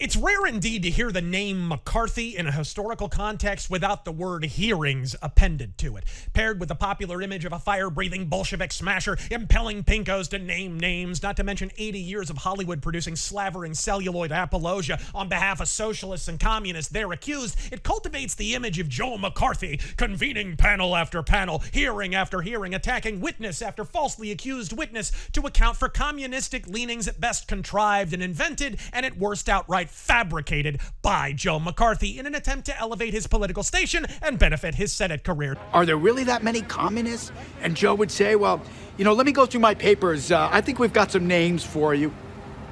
He realized he had a thing going. He'd found his shtick at last. There's just one problem with that impression. Joe McCarthy never once, not ever, not even on accident, conducted a single congressional hearing on communism. Not an investigation, not a panel, and certainly not a political witch trial. Quite the contrary, from the moment Joe McCarthy elected to mention Marxist infiltration of the State and Treasury Department in a Wheeling, West Virginia speech, it was not hordes of faceless, wrongfully accused communists who were made the subject of scrutiny. No. It was Joe McCarthy himself. By the time McCarthy kicked off this mortal coil in 1957, he would be the subject of no fewer than 5 separate hearings, all requested not by the Republican senator, but by Democrats, the sole and sovereign aim of which in all cases was to defame and discredit Joe McCarthy. 1. The Tidings Panel, an effort which internal White House memos later confirmed had been explicitly directed by the Truman White House to bury McCarthy, his accusations, and career, all under the pretended auspices of investigating the State Department. In actuality, the cover-up itself, not to mention the final Senate report, was actually, as we've already established, directed and authored by the State Department, the very organization it was pretending to investigate. The man it was named after, Democratic Senator Millard Tidings, would so compromise his credibility in the covering up, it would later cost him re-election, leading to hearing number 2, also not convened by McCarthy, the 1950 Maryland Senate race hearings, in which it was falsely alleged Joe McCarthy had fabricated a photo of Tidings palling around with Communist Party USA official Earl Browder. Why this would have bothered Tidings, given that during the hearings that bore his name, he laughed and joked with Browder, whom he'd called as a witness, and before the Senate and a throng of journalists all but filleted the commie prick on film, is a mystery for the ages. But we'd soon learn why, as after McCarthy was clear to those allegations, winning a lawsuit and full retraction from the left-wing newspaper that falsely reported them, Tidings' ally and mortal enemy of McCarthy, William Benton, would demand hearing number 3, the investigation into the investigation of the 1950 Senate race. No, I am not shitting you. This is how desperate the Democrats were to remove McCarthy. Did I mention Benton used to work for the State Department, and that many of the Soviet agents mentioned in this very video worked either above or beneath him? The purpose of these hearings was simple. It was the first such effort that attempted to remove McCarthy from the Senate via vote. Following on from this was hearing number 4, the now famous Army McCarthy hearings of 1954, also not the brainchild of Joe McCarthy despite their nomenclature. And finally, number 5, the official hearings convened to censure and formally remove Joe McCarthy from Congress. Indeed, despite a chorus of repetitions of this phrase both in Hollywood and academia, there never actually was anything called the McCarthy hearings. And most examples of such are taken either from the Tidings hearings or Army McCarthy hearings, which, as we've established, were both convened in an evident attempt to annihilate McCarthy himself with only a wafer-thin pretense to investigate the State Department or military. Although McCarthy quickly half-hijacked them and reversed with accusations, even lawsuits of his own, the content of which, unlike your high school history books, has aged remarkably well. The only thing that comes close to matching the McCarthy hearing description is the Permanent Subcommittee of Investigations, which, as the name suggests, was permanent, meaning it existed before McCarthy and even endures today as the longest-standing subcommittee in Washington. McCarthy ascended to the chairmanship of this post largely because he was one of the only people not actively obstructing investigations into the State Department. And it would be this subcommittee which involved the infamous Roy Cohn and G. David Schein, controversy, both of whom we'll get to momentarily. Contrary to its portrayal as a show trial filled with vitriolic confrontations, fiery invective, and unsubstantiated accusations of communism, it was at this committee where historians argue he was at his irascible, authoritarian nadir that Senator McCarthy was described even by Democratic colleagues such as Henry Jackson as uncommonly even-tempered, never cutting anyone off, never shouting, even patient with obvious communists invoking the fifth when confronted with incontrovertible proof of their espionage. Did the Civil Liberties Union provide you with an attorney at that time? I had many offers of attorneys, and one of those was from the American Civil Liberties Union, yes. The question is, did the Civil Liberties Union supply you with an attorney? They did supply an attorney. The answer is yes? The answer is yes. You know, the Civil Liberties Union has been listed as a front for and doing the work of the Communist Party. Mr. Chairman, this was 1932. Right.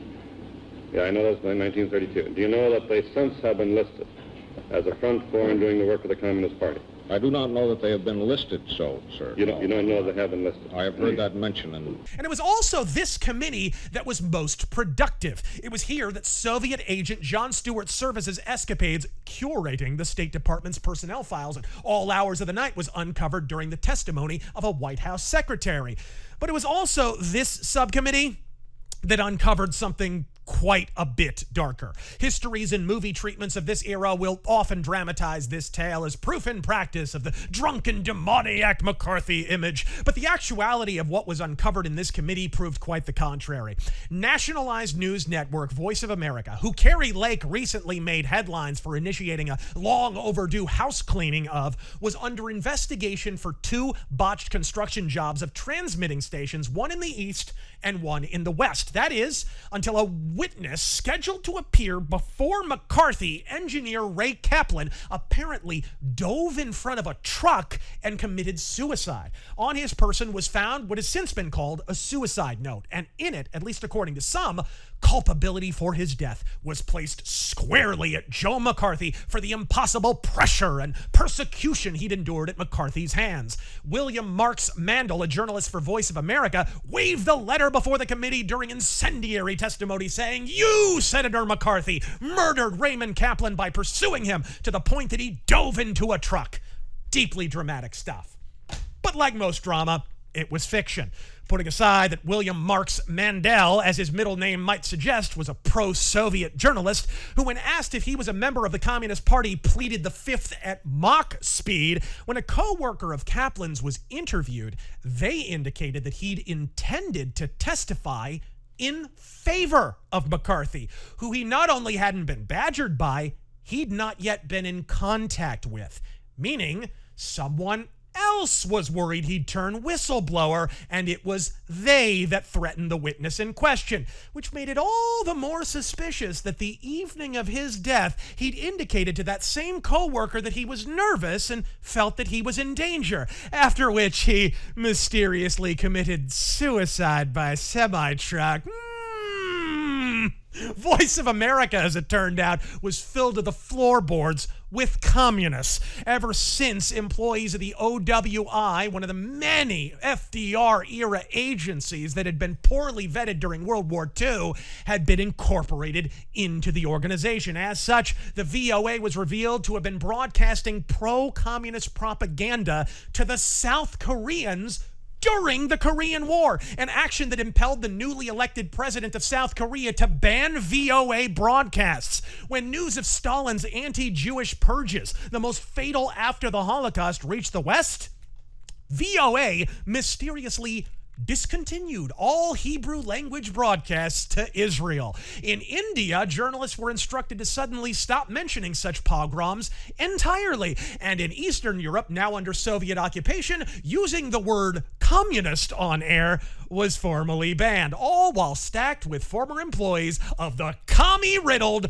OWI. Now there's an argument for shrinking the size of government you rarely hear. Fewer foreign espionage agents that you can't properly vet while hiring them. Maybe we should ask Dianne Feinstein's Chinese spy of a secretary about that one, huh? Wonder why Trump placed such importance on the Carrie Lake purge we're presently witnessing at Voice of America?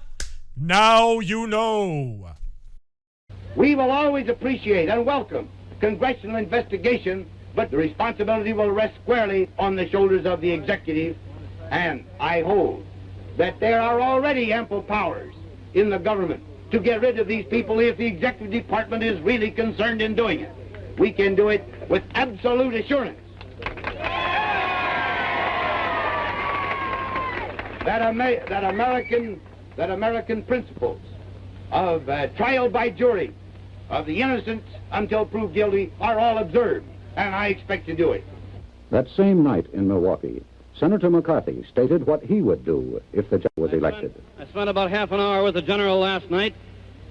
While I can't report that we agreed entirely on everything.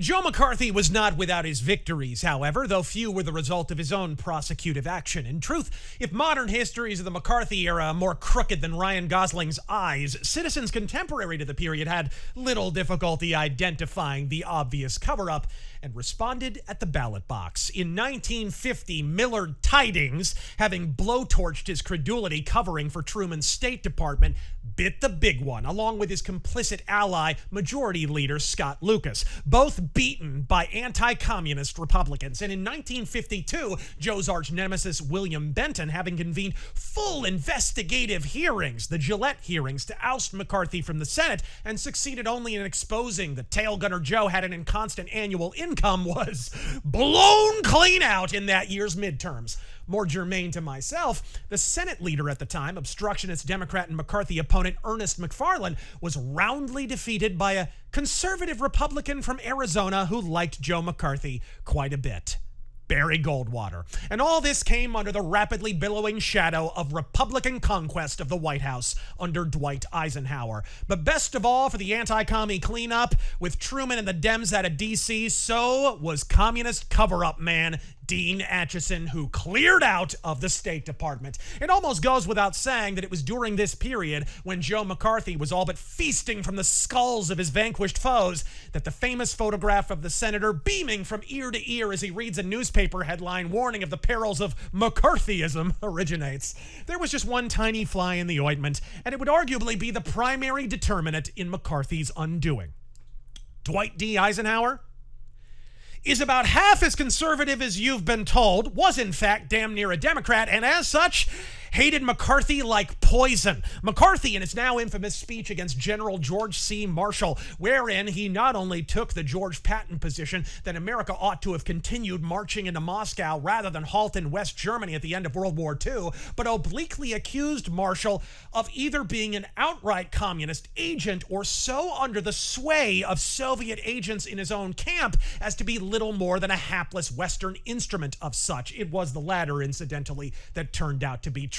In doing so, McCarthy had, however unwittingly, put Eisenhower in his crosshairs as well, as not only was he allied with Marshall as a fellow military man, but in fact, many of the more prominent blunders that resulted in half of Germany, all of Poland, and the entirety of China being subsumed by communism had either in part or in totality been the brainchild of Dwight D. Eisenhower. In short, this peanut-headed, pinko-shielding prick of a president piped up and said, "Hey, you can't call him stupid. He copied my homework." Some of my good Republican friends, and there are many in this audience here tonight, have advised me that I should not criticize what this administration has done. I may say to those Republican friends of mine that I thought that this was evil under the Democrat administration. I campaigned from coast to coast against my Democrat friends for this abandonment of American uniform men. If it was wrong, if it was evil under the Democrat administration, it is doubly evil under the administration of my party, because we promised you Democrats and Republicans, that if you would only wiped the slate clean, and put us in power, that the days of treason would be past. You remember that the next time you call Eisenhower oh so based for whining about the military-industrial complex that his own post-war bungling and bullshitting helped to create. And you remember, as you hear about what came next, that he fed Joe McCarthy to the wolves to die in infamy, likely the last living figure with enough political cachet to actually help him prevent the military-industrial complex. When it turned out that private contractors were trading banned goods, read military weapons, with the communist Chinese to use against Chiang Kai-shek, McCarthy's subcommittee interceded, pressuring the State Department to have such shipments banned in the future as a violation of the U.S.'s stated stance on China. Knuckle-dragging dolt Eisenhower, rather than thank McCarthy for supporting his own official policy, called it a usurpation of executive authority and threw a bitch fit for the ages. So dense was the disinformation fog obfuscating the antipathy of Eisenhower toward McCarthy that historians today have even picked up on the false narrative, habitually alleging that it was these imaginary usurpations of his authority that led to Ike taking retaliatory action. The actual historical record, however, is quite the opposite. When McCarthy exposed a military library program founded, voted on, and intended to battle communism in the military, had instead stuffed its shelves with thousands of tomes of Trotsky as propaganda, Eisenhower already had a statement prepared and dated before McCarthy's hearings, loaded and ready to be unleashed to label Joe McCarthy a book burner. That Eisenhower had previously argued no taxpayer fund should ever pay for communist agitprop in any library, public or military, failed to factor into that statement. It was far too important that Ike land a body blow on Joe McCarthy, and the media failed to note or outright buried the obvious contradiction thereafter. When McCarthy brought in an expert on front groups, J.B. Matthews, Eisenhower's White House had already figured on an angle of attack before he did a damn thing. Matthews, you see, had been an organizer of such front groups, some of which I've already discussed in more detail in my Hollywood Was Always Red rant. Commies in the West rarely call themselves commies. More often it's the Anti-Fascist Totally Not Socialist Society, the League of Pinko Peacemongers or some shit, most of which hilariously changed their name and mission, around the time communist Russia allied with Hitler. As a former communist organizer, Matthews had a voluminous knowledge of the subject, which he'd already presented before the House Un-American Activities Committee in the 1930s, and therefore outstripped virtually everyone else on McCarthy's staff in qualifying for that advisor position. But he had an expertise on another angle of communist infiltration of society: the church, having at one time been a Methodist minister. Communism had infiltrated the Roman Catholic Church ages ago, thanks to the Jesuits. As I said, just a decade or two prior to this, the Catholic Diocese of Los Angeles had been impelled, thanks to a not-so-secretly socialist parishioner by the name of Father George Dunn, to endorse an outright communist for governor of California, Upton Sinclair. But by the 1950s, this fetid corruption was beginning to spread to Protestant denominations that to this point had stood fairly resilient to its influence. In the late 19th century, Lutheran Church Missouri Synod founder C.F.W. Walther delivered a soaring sermon dismantling the merits of communism point by point, and it was screeds such as those of Walther, A.W. Tozer, and the like that provided Protestants a powerful immunity to Marxism for a time. But by the 40s and 50s, the infection was growing more gangrenous by the moment. In a painstakingly researched article entitled Reds in Our Churches, Matthews named no fewer than 7,000 clergymen he knew to be embroiled, if not outright allegiant, to Marxist liberation theology. The same thing Pope Francis was often criticized for his youthful flirtation with. Eisenhower's response was to call McCarthy and Matthews anti-Protestant bigots. And while McCarthy was about as Catholic as they come, evidently the fact that Matthews was a Methodist minister escaped his notice. But the boilerplate defamation wasn't what mattered here. What mattered was that staffers of Eisenhower's administration later admitted the entire statement had been prepared and polished long before Matthews had even joined McCarthy's staff. If Truman quietly worked to cover up communists through stooges in the State Department, Eisenhower was subtle as a battering ram in outright positioning himself between McCarthy and the communists now uncovered. Indeed, of all the lies I'll be exposing in this video, perhaps no two loom any larger than the mistaken idea that the 1950s were peaceful and that Dwight D. Eisenhower was a decent president instead of a Bolshevik, ball-gargling, deep-fried dumbfuck. Not only did Eisenhower not oppose communism, he arguably enabled them even more overtly than FDR or Truman. When Eisenhower's New Deal donging ass decided to appoint as ambassador to Moscow a man named Chipped Bolin, it turned out that the State Department security chief Scott McCloud had previously refused to clear him for duty based on failing a loyalty check, a statement which usually means he had some manner of connection to communists. When McCarthy, Cohn, and a half dozen others subpoenaed McCloud to explain what was wrong with this leering lefty before they voted to approve his appointment, Eisenhower's White House, no shit, had him shipped all over the country and shielded from public view to avoid him being served with a subpoena. A wiretap phone call even caught Ike's Attorney General coordinating with Secretary of State Dulles on how best to prevent McCloud from testifying. By the end of the ordeal, Eisenhower, who had actually campaigned on calling Truman's secrecy order of 1948 a cover-up, would wind up invoking Truman's secrecy order for no other reason than to bone McCarthy and even draft a more far-reaching secrecy order of his own, arguing in essence that any information from the executive branch can be denied to a congressional investigator for any reason ever. They are not to testify to any such conversations or communications or to produce any such documents or reproductions. I direct this action so as to maintain the proper separation of powers between the executive and legislative branches of the government. Sincerely, Dwight D. Eisenhower. Mr. Chairman, I must admit that I'm somewhat at a loss as to know what to do at this moment. One of the subjects of this inquiry is to find out who is responsible for succeeding in calling off the hearing of communist infiltration in government. At this point, I find out there's no way of ever getting at the truth. The Iron Curtain is pulled down, so we can't tell what happened. There's no reason why anyone should be afraid of the facts. When Joe McCarthy protested this order on the basis that it was a clear violation of the Constitution, Congress and the media made it one of the central charges at his eventual censure hearings. An all-consuming irony when one considers that the same media which excoriated McCarthy would repeat his arguments 2 decades later, arguments that at this time warranted censure and removal, when the man refusing to hand over transcripts of high-level White House documents happened to be named Richard M. Nixon, Eisenhower's vice president, in case any of you were curious. Why the overblown reaction from Eisenhower?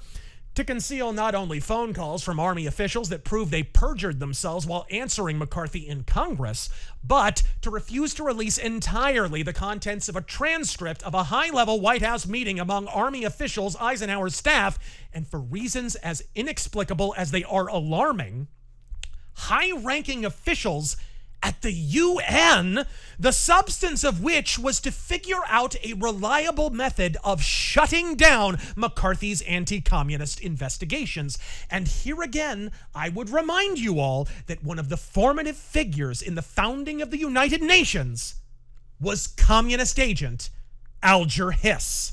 Having now established Eisenhower hated this man like Nick Fuentes hates height requirements on roller coasters, it becomes all the more important that Eisenhower's other animating interest was in protecting the military, which is why when McCarthy investigated Soviets in the Army Signal Corps, the Eichreich took immediate offense and largely accounts for McCarthy's political and physical fall from grace. From the moment the military became a target, McCarthy had to be terminated. And indeed, he ultimately was. This is the moment, history hacks all agree, that McCarthy's overreach and untrammeled evil achieved its Mephistophelian zenith. This is the moment that gave sanction to celluloid socialists to depict the dizzying profligacy, in however fictionalized a fashion, of what would soon be dubbed the Red Scare. In April, the beginning of the end of the McCarthy era. A Senate committee hears the Secretary of the Army, Robert Stevens, deny Senator McCarthy's charges that his department is soft on communism. Which is why it should bother you to the point of bowel irregularity that with the advantage of hindsight, modern sources, and access to FBI files heretofore fucking sealed, that on the subject of the Army infiltration by the Soviets, Ike has since been proven an utter, universe-imploding imbecile, while Joe McCarthy has been proven irrefutably, indefatigably, undebatably, 100% correct. In the early 50s, such a staggering number of employees at the Monmouth Signal Corps complex were of what Army investigators described as questionable loyalty, and so a series of internal investigations were launched all throughout the period, ultimately uncovering offenses aplenty regarding the handling of top-secret files. It would therefore become an outright espionage investigation when files found to be mishandled by men at Monmouth turned up in the hands of communist agents fighting on the fronts of the Korean War. This was all but explicitly confirmed when 3 separate Soviet defectors, 2 from Russia and 1 from East Germany, testified to seeing what they described as thousands of documents and microfilms with the labels traditionally borne by missives from Fort Monmouth. Making this all the more unsettling was the fact that Fort Monmouth had already been made the site of Soviet spycraft when the now executed foreign agent Julius Rosenberg and his co-conspirator Morton Sobel had worked there as inspectors. Prosecuting the Rosenbergs was none other than Roy Cohn, now working for Joe McCarthy. Despite all of the aforementioned, when the Pentagon were made a party to this investigation, it promptly and inexplicably shut down, with several top G2 and SCIA officials told that if they continued this course, they would suffer nebulous consequences to their careers. Despite all this rapidly accruing evidence of espionage, past and present, and despite most of such being uncovered between the years of 1951 and 1953, Secretary of the Army Robert Stevens, apparently pressured by forces whose identity we may easily infer from on high, insisted that, quote, some irregularities had occurred during World War II, but again, I quote, no present security threats exist at Fort Monmouth whatsoever. Even as North Koreans croaked with a stack of Monmouth documents stuffed in their underoos, and Soviet agents used Monmouth stamp microfilms as a fucking coffee coaster. Yet once again, in traditional historical treatments of the era, Stevens is cast as a spandex-clad superhero for opposing McCarthy, such that his Wikipedia entry helpfully points out to this day that one of his only distinguishing traits from other Robert Stevens in American politics is that he, and I quote, opposed McCarthy, evidently ignoring that he did so in contravention of the actual facts and with what amounts to a loaded gun to his temple while committing perjury. I was extremely shocked when I heard that Secretary Stevens told 2 Army officers that they had to take part in the cover-up of those who promoted and coddled communists. As I read his statement, I thought of that quotation, on what meat doth this our Caesar feed?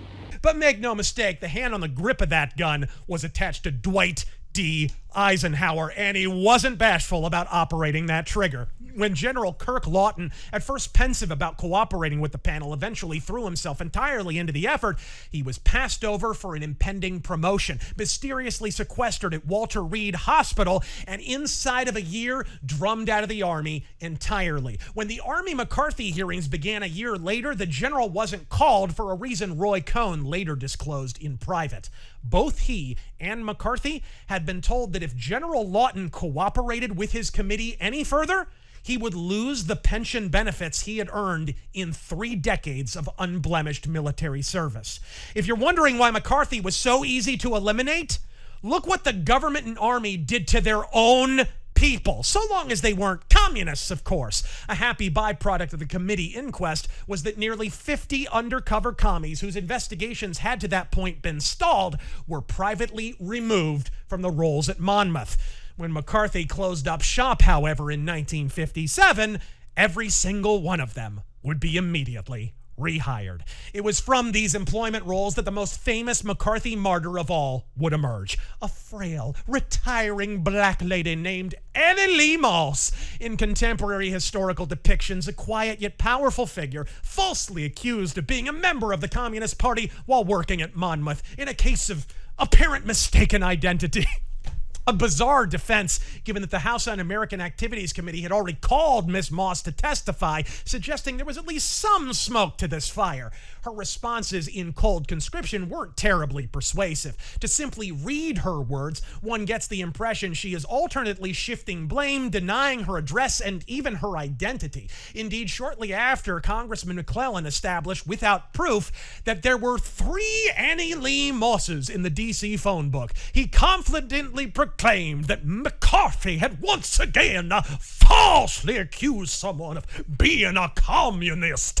This, of course, was a reference to the case of Anna Rosenberg, who in her defense had also claimed a case of mistaken identity. And yes, before you ask, we know today she had attended communist meetings all throughout the 30s and 40s, despite which she was appointed Assistant Secretary of Defense, from which office, as you might guess, many significant security breaches would later emerge. Working in Miss Moss's favor, however, was the fact that the whole testimony was broadcast on national TV, hosted by a sympathetic far-left journalist by the name of Edward R. Murrow. The optics looked bad as it was. Burly bear Joe McCarthy grilling a granny in her Sunday bonnet. The coverage was breathless and declamatory, and all but crucified martyr for McCarthyism. However, it would, as it turned out, be established after an extensive FBI investigation that there were not 3 Annie Lee Mosses in the D.C. phone book, and a source inside the D.C. Communist Party would even leak records not only of her decades-long membership, but her dues payments, and even matched her exact address at the time of the testimony, on the basis of which Miss Moss had to that point been targeted not by McCarthy, but by her own employees in the Army for dismissal on the basis of her Communist Party membership. Whoops! Of course, by the time this FBI report was widely released in 1958, irrefutably and beyond question establishing that Annie Lee Moss, the legendary figure falsely accused by Cohn and McCarthy as depicted in George Clooney's clown show of a film, Good Night and Good Luck, and whose subject Edward R. Murrow sympathetically reported on at the time, was not only a registered communist, but a dues-paying member. Joe McCarthy, of course, by this point, would already be dead for nearly a year, and under decidedly suspicious circumstances. The suspicious circumstances of his death would rarely, if ever, be reported on, but the fallacious legend of Annie Lee Moss, McCarthy martyr, persists in history textbooks, poorly researched YouTube videos, and shit movies to this day, despite being disproven by every available investigative document on record.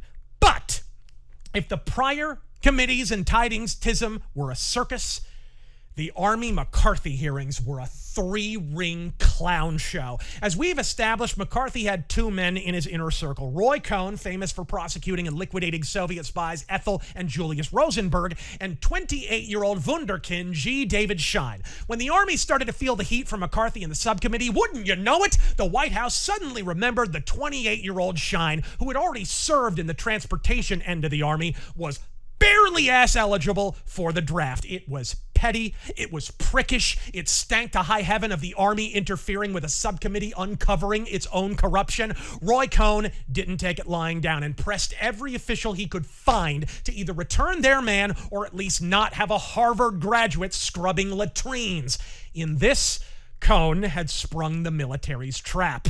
They alleged he was threatening Army officials for preferential treatment for Schein, and McCarthy and Cohn counterclaimed that the only reason he'd been drafted was to obtain enough leverage to shut down the committee. It was equal parts imbecilic and idiotic, and by the end, even the officials who drafted him admitted not only had Cohn done nothing illegal, but the entire episode was indeed the Army's desperate attempt to put a stop to the investigative committee.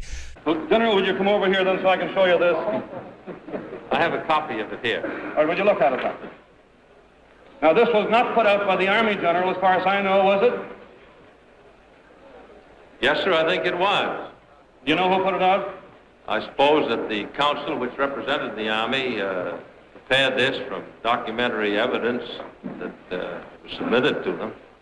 Right now, but the form, Senator, the black and for Private Shine and the white for the normal trainee, I don't know why that differentiation was made. Maybe I can both blacks. Maybe I can tell you why, General.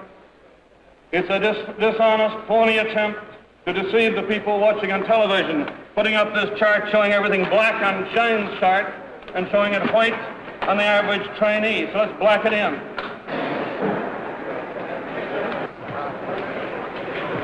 Just to make sure we're making no mistake, you'll find that in all these areas, which we've now blacked in, which were white, Private Shine got a black block for doing exactly the same as the other privates under your command did. Isn't that correct? Yes, sir.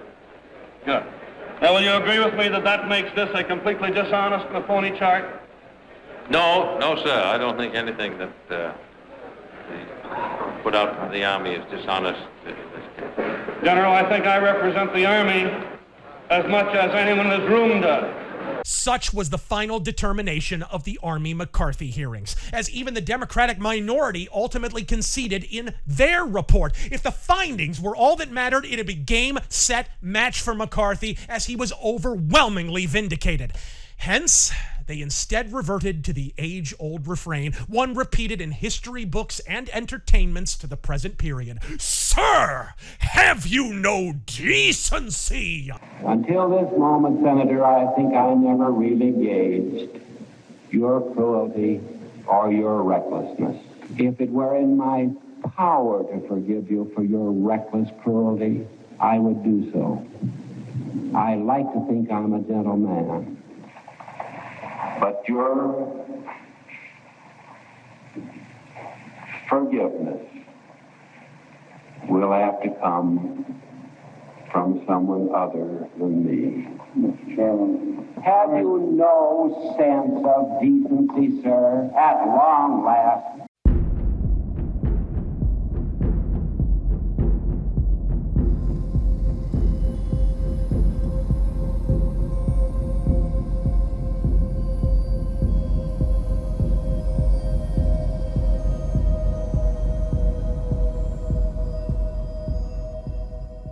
If McCarthy occasionally going off on Senate colleagues, about half as hard as they did, by the way, was indecent, resulting in his eventual expulsion, and of course it did. Could we have an understanding here that when I start to make a point of order, that I may finish it without Make the point of order, then speak to it. Yes, sir. The picture that was introduced yesterday, the one Mr. Welch puts in today, he makes a completely false statement, so this is a group picture. It is not. The council advises the chair, may I say, that... May I finish my point of order, Mr. Chairman? Not a point of order, you can't touch it. Council advises the chair that the senator is engaging in a statement of cross-examination rather than a point of order. Mr. Chairman, I am getting rather sick of being interrupted in the middle of a sentence. If what I say... I would like to say that if... Now, Mr. Chairman, do I have the floor now or do I not? The council says it's not a point of order. Then the president, most of Congress, and decades of dog-shit-slinging pseudo-historians who've done nothing but defame this man for the unpardonable offense of bringing to light factual charges against known communists must then be taken implicitly to be the apotheosis of decency. Indeed, charge number 26 in Joe McCarthy's censure hearing was that he caused the Army McCarthy hearings, resulting in the Senate suspending its normal day of business, therefore deserving of censure. I need you to pause and process that for a beat. The Army McCarthy hearings happened because the Army leveled charges at McCarthy.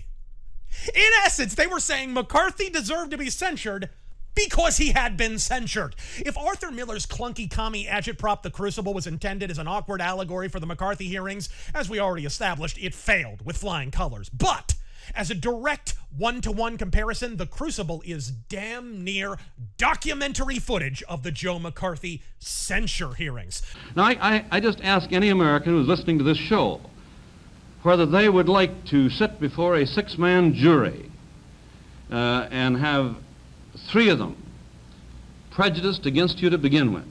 One of them who says, I'm afraid to do anything favorable for fear of what the press might do to me. For one, the cringy cue ball making the censure claim, Ralph Flanders of Vermont, admitted outright he was doing so based on, and I quote, what I'd read in the newspapers. When pressed on specific charges, such as McCarthy allegedly spying on Senate colleagues, Flanders flapped his hands in the air and said, some newspaper said it, I don't recall which one. Sure, Ralphie panders, let's say it's the New York Times. Now, would that be the same New York Times that ran a series of articles claiming the Soviet famine under Stalin didn't exist? Of course, if Flanders seemed more confused than a Damon Lindelof script, it's because he didn't draft these charges. A special interest group with no actual government power but a ton of connections to McCarthy's mortal enemy, William Benton, called the National Committee for an Effective Congress, drafted them. To put this in contemporary terms, it's like if someone censured Rand Paul on 90 non-sequitur counts of everything from profanity to jaywalking, and when asked where those charges came from, answered, well, the NAACP gave them to me. To this day, the NCEC's files are public, and in them, you can find pay stubs for Senator Flanders' staff to be paid out of pocket by the committee, strategy memos on what Flanders was to say against McCarthy and when. There are even copies of Flanders' own speeches drafted and prepared for him by the NCEC. Hell, they even added falsely accusing Annie Lee Moss to the list of fictitious offenses, who, as we've already since established, he had correctly identified as a communist agent. In the end, all but one charge would be dismissed. Not because they were, without exception, weaker than Ariana Grande in a light breeze, but because too many of the charges also applied to the senators on the panel. Joe McCarthy was, in short, being tried for crimes the entire Senate acknowledged they also engaged in. In case you were confused at the intent behind the Republican-backed strategy, internal memos at the NCEC referred to it as, and I beshit you not, Operation Nut Cutting. And those very same NCEC files make clear all of this was done with the knowledge and say-so of the Eisenhower White House. The GOP, far-left pressure group, the NCEC, Democratic leadership, and McCarthy's arch-enemies, Tidings and Benton, all appeared in these meetings and memos, meaning essentially everyone conspired and recorded that conspiracy to shut up McCarthy. The charge was irrelevant, a claim that he had defied a previous committee, the one that had already broken the law by seeking his financial records, but by then, the vote was all but a formality. The fix was in, but even then, more Senate Republicans supported McCarthy than Eisenhower. At a crossroads, the great Barry Goldwater tried to broker a compromise. Sign an apology for his conduct and keep your seat, Joe McCarthy.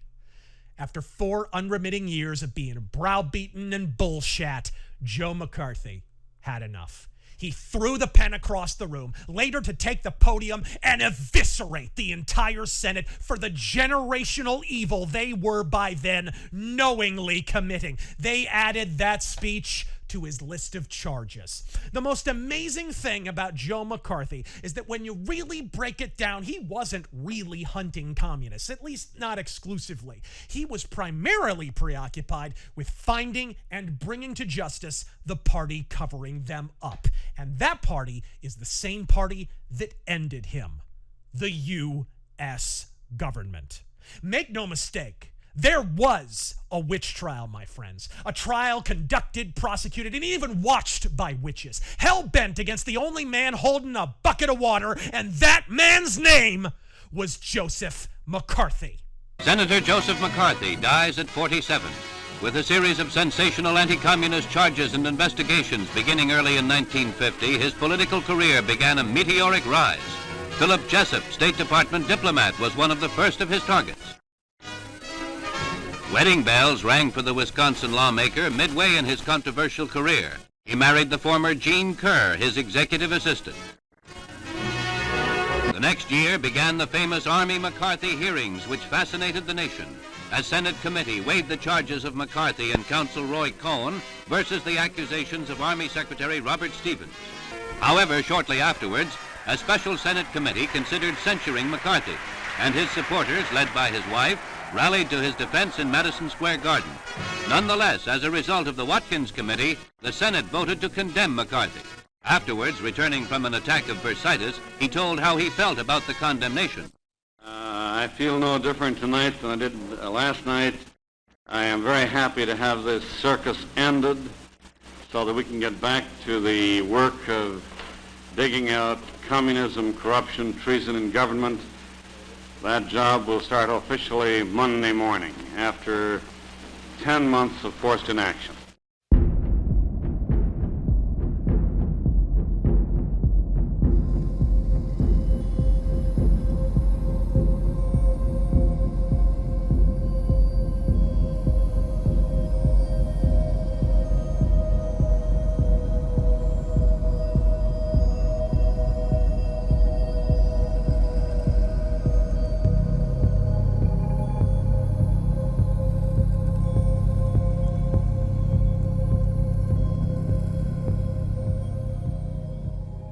Lost in all this, even to this day, is precisely what militated McCarthy in his quest. Indeed, most McCarthy biographies don't touch on the fact. Oshinsky's laughably shit book on the subject seems content to portray the Wisconsin senator as an armband-wearing, goose-stepping crypto-Nazi with all the motivating impulses concomitant with such. The entire anti-commie quest was personal and ego-driven, they allege. And in this, the half-wits are half right. While we can't plumb the depths of Joe's ego to confirm or deny that as the impetus for his behavior, we know for a fact the fight was personal.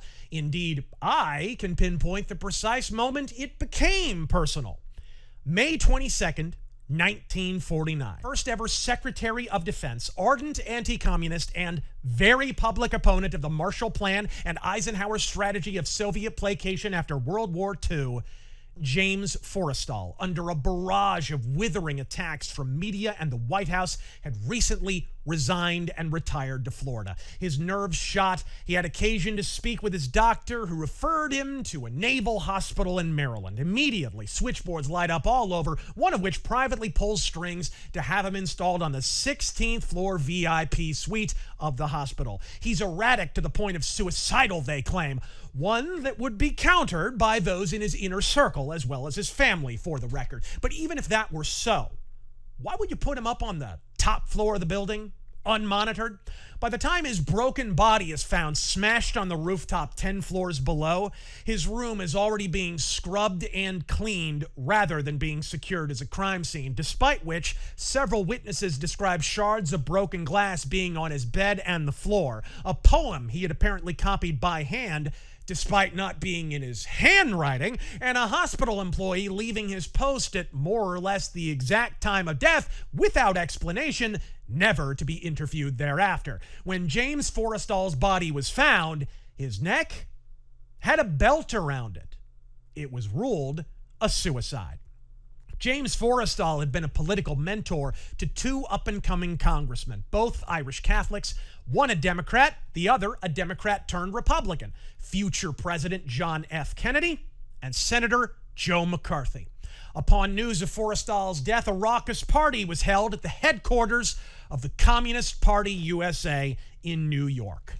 McCarthy made no mystery of his appraisal of Forrestal's death as a murder, if not physically, then in every other operative respect. Quote, "While I am not a sentimental man, I was touched deeply and left numb by the news of Forrestal's murder.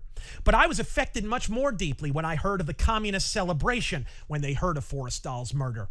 On that night, I dedicated part of this fight to Jim Forrestal. I said, Jim, wherever you are, I promise their victory will turn to ashes and dust. Thus, I started the public phase of my fight against communists, knowing full well exactly how they operate." Unquote. Mere months later, he would speak in Wheeling, West Virginia. Within a decade of that statement, McCarthy had exposed hundreds of communists and those in the highest halls of government shielding them from prosecution and themselves from scandal, and he had paid the ultimate price.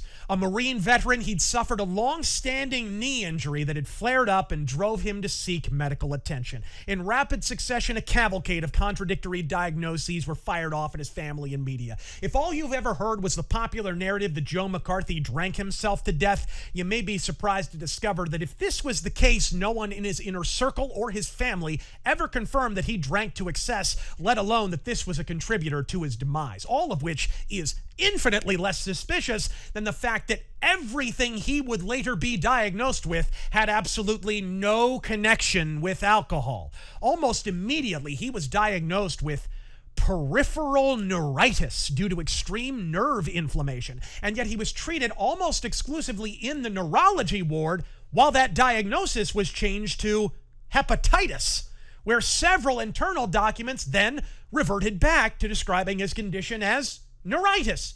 Later, this would be distilled to a diagnosis of acute hepatitis, which really gets the gray matter going. See, acute hepatitis in nearly all cases presents the following symptoms: fever, nausea, vomiting, jaundice, and an enlarged liver. Not one medical report ascribes any of these symptoms to their patient when he first arrived, despite news reports claiming he had been sick for weeks, something his family and staff said wasn't the slightest bit true for the preceding week. After McCarthy's mystery ailment morphed into neuritis, he was reported to have been put inside an oxygen tank from April 28th, 1957 to April the 30th, 1957.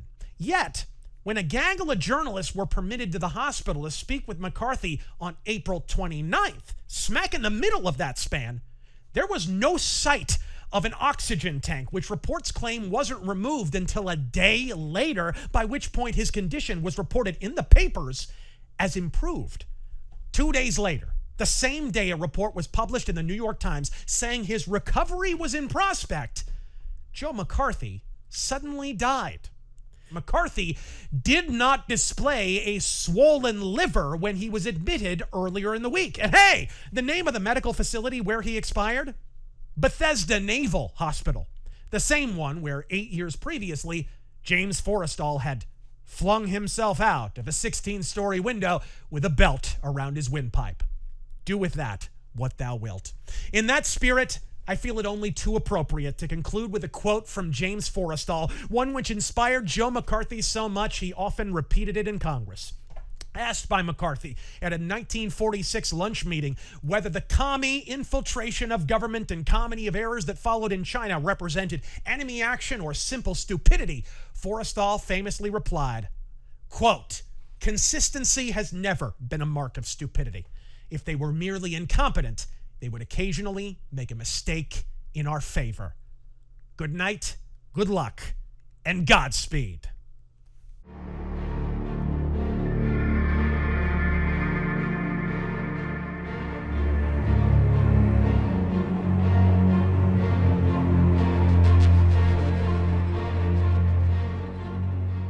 By what right do you remove things from the committee by this file? right, Mr. Lawrence. When a man comes to me and says, "Can I talk to you in confidence? Can I give you evidence of wrongdoing, corruption, graft, and confidence?" I say, "Death is a preferable alternative to communism."